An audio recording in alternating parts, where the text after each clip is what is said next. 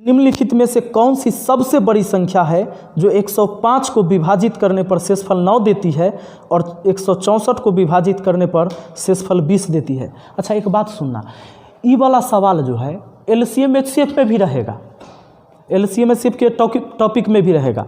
ये वाला सवाल शेषफल में भी आ गया, नहीं कहता इतना इतना से भाग देने पर शेषफल इतना इतना बचना चाहिए। एलसीएम एचसीएफ जब आप पढ़ेंगे तो ऐसा सवाल होगा कि 10, 11, 8, 9 से भाग देने पर 2, 3, 4 शेष बचना चाहिए। तो शेष बोल रहा है और वहाँ भाग देने वाला बात हो रहा है, तो लसमस का भी क्वेश्चन हो गया। ये दोनों टॉपिक में आ जाएगा।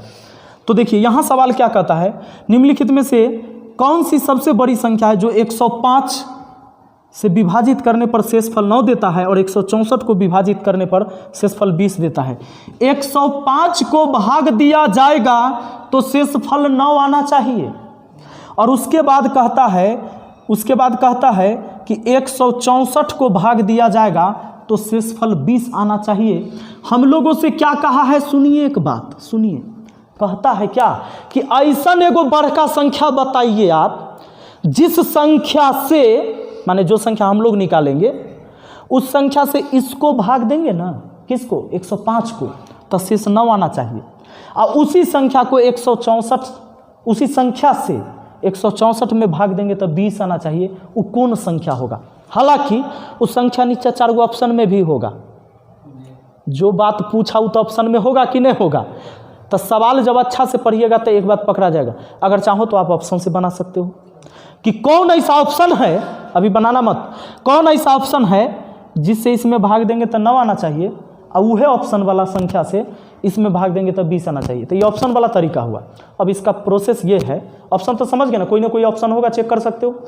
अब देखो, तो सबसे पहले क्या करना है, जिसको भाग देना है उसको ऊपर और जितना जितना उसमें शेष बचे उसको नीचे लिखना है। अब पहले घटाना है, इसको घटाना है। तो 105 में से 9 घटा देंगे, कितना बच जाएगा, 96 बच जाएगा और इधर 144 बच जाएगा। अब दोस्तों ध्यान दो यहाँ पर, अब यहाँ पर क्या करना है। अच्छा एक बात आपको पता चला है, भाग देने वाला संख्या ढूंढना है कि भाग लगने वाला? भाग देने वाला। इन दोनों में भाग देना है हमें। तो भाग दिया जाता है हमेशा एचसीएफ से, क्योंकि एचसीएफ ही किसी को काटता है। बात आ रहा है समझ में? एचसीएफ क्या करता है, काटता है। जैसे मान लो 6 है और 12 है, तो 6 और 12 में 6 इसको काट देगा तो 6 एचसीएफ हो गया। लेकिन अगर मान लेते हैं यहाँ पर हम लिख देते हैं, मान लो 9 और 12, इसका एचसीएफ क्या होगा, 3 होगा। तो 3 काट देगा इन सबको कि नहीं? यानी भाग देने वाला संख्या ढूंढना है तो एचसीएफ, अब भाग लगने वाला ढूंढना है तब एलसीएम। समझ गए ना? अब बड़ी से बड़ी या छोटी से छोटी के चक्कर में मत पड़िएगा। कुछ लोग बताते हैं कि छोटी छोटी बोलेगा तो एलसीएम, अब बड़ी बड़ी बोलेगा तो एचसीएफ। तोरा कई ऐसा सवाल आ जाएगा कि जहाँ बोलेगा छोटी से छोटी या तोरा निकालना रहेगा एचसीएफ, गड़बड़ा जाओगे। तो अब ध्यान दो, यानी भाग देने वाला संख्या ढूंढना है तो इसका हमें एचसीएफ निकालना है। एचसीएफ 48 हो जाएगा ना। 48 देखिए, 48 इसको भी काटेगा, 48 इसको भी काटेगा। एचसीएफ का मतलब होता है हाईएस्ट कॉमन फैक्टर, यानी बड़ा से बड़ा गुणनखंड जो फैक्टर हो इनका, यानी कोई बड़ी से बड़ी संख्या जो इन दोनों को काटे। 48 38 हो जाएगा, 8 3 24, 4 3 12 2 14 और 48 दूना 96, इसका एचसीएफ 48। यानी 48 एक ऐसी संख्या है जिससे 105 में भाग दोगे तो शेष 9 आएगा और 48 से 164 में भाग दोगे तो शेष 20 आ जाएगा। ठीक है, चलिए अगला सवाल देखते हैं। अगला सवाल, 310 को 7 से विभाजित किया जाए तो शेषफल क्या होगा? ये क्वेश्चन 18/4/2016 में पूछा गया सेकेंड शिफ्ट में।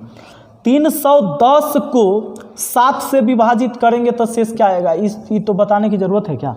7 चौके 28, शेष 3 3 पर 0 30, फिर 7 चौके 28 कितना? अरे 7 चौके 28 तो पहले 3 और 3 पर 0 30, 7 चौके 28, शेष हो जाएगा कितना हमारा? 2 हो जाएगा। इस सवाल में कोई दम नहीं है, आगे बढ़ते हैं। अब आपका एनटीपीसी जो 2016-17 एग्ज़ाम हुआ था उसका क्वेश्चन आ रहा है। ये अभी ग्रुप डी वाला देख लिए, ग्रुप डी से क्वेश्चन आया था 2018। और ये देखिए अब जो क्वेश्चन हमारा होगा वो एनटीपीसी, ये है आपका 2016-17 का क्वेश्चन है। ये क्या पूछा था देखिए, चौथा नंबर क्वेश्चन हमारा कहता है जब एक प्राकृतिक संख्या n को, अच्छा ये सवाल आर.एस. अग्रवाल के बुक में है, ये सवाल बहुत दिन पहले से छपल आ रहा है, ये क्वेश्चन पूछा भी गया उसी से, ये आपके अपने बुक में भी होगा नंबर सिस्टम वाला में। जब एक प्राकृत संख्या n को 5 से विभाजित किया जाता है तो शेष 4 बचता है, जब 2n को 5 से विभाजित किया जाता है तो शेष क्या बचेगा। एक बात बताइए, जब एक संख्या को कहता है n को, एक संख्या n को 5 से विभाजित किया जाता है तो शेष कितना बचता है, 5 से विभाजित किया जाता है तो शेषफल 4 बचता है, ठीक है। तो कहता है 2n को, कहता है कि 2n को अगर 5 से विभाजित करेंगे तो शेष क्या बचेगा, ये बताइए। यही ना कह रहा है, कहता है कि एक संख्या n है जिसको 5 से भाग दिया गया तो शेष 4 बचा, तो 2n को 5 से भाग दिया जाता तो शेष क्या बचता, समझ में आ रहा है। तो हम ऐसा करें कि ये जो n का वैल्यू होगा ये 4 शेष तभी ना बचेगा जब 5 से 4 ज़्यादा होगा, यानी n जो होगा 5 से 4, तब 5 से 4 ज़्यादा होगा, यानी 5 + 4 कर लेंगे यानी वो 9 होगा।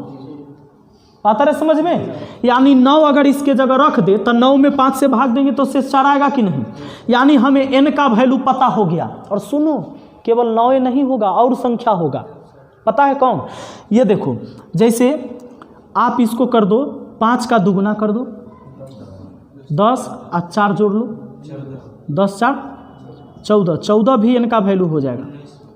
इसमें 5 से भाग देकर देखो शेष 4 आ जाएगा, 5 दूना 10 शेष 4 आएगा कि नहीं, यानी इसके गुना में और 4 जोड़ते जाना है, उस सारा संख्या उस कंडीशन को फॉलो करेगा। यानी 5 को अगर 8 बार भी पढ़ दे, 5 8 इसको जोड़ लें, 44 को भी अगर 5 से भाग दीजिएगा तो 4 आएगा करेगा, क्योंकि 5 8 40 तक कटेगा, 4 बचेगा, जितना जोड़े उतने ना बचेगा, समझ रहे हैं। अब चलिए, तो यहाँ n का वैल्यू 9 निकल के आ गया, तो यहाँ 9 दूना कितना हो जाएगा, यानी 18 में हमको पूछा है 5 से भाग देकर, यही ना। तो 5 3 15 शेष बचा भैया कितना, 3। चलिए आगे बढ़ते हैं।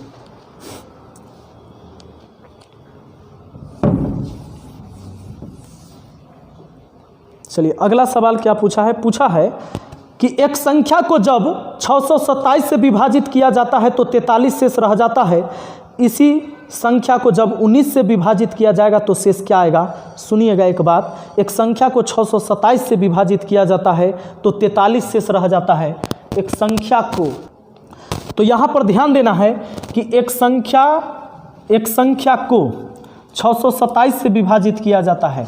मान लीजिए कोई संख्या रहा होगा, उसको 627 से भाग दिया गया तो शेषफल हमारा कितना रह जाता है, 43। अब सवाल कहता है इसी संख्या को 19 से विभाजित किया जाएगा तो शेष क्या बचेगा। आपको संख्या पता है जेकरा बारे में बोल रहा है, नहीं पता है।